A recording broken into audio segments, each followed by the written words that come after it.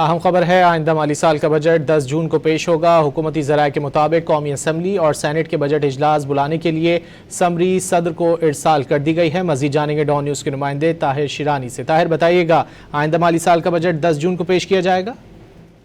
جی، ذرائع کا کہنا ہے کہ آئندہ مالی سال 2026-27 کا جو وفاقی بجٹ ہے وہ 10 جون کو قومی اسمبلی میں پیش کیا جائے گا، اور اجلاس بلانے کے لیے جو ایوان صدر کو سمری ہے وہ ارسال کر دی گئی ہے۔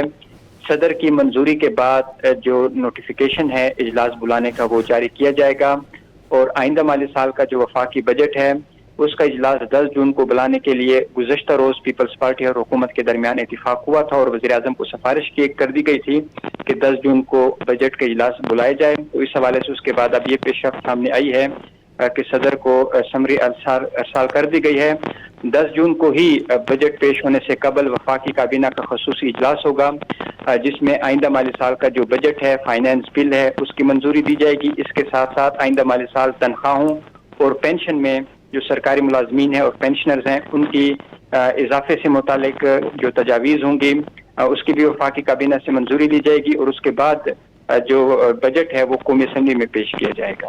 جی، بہت شکریہ طاہر شیرانی تفصیلات کے لیے۔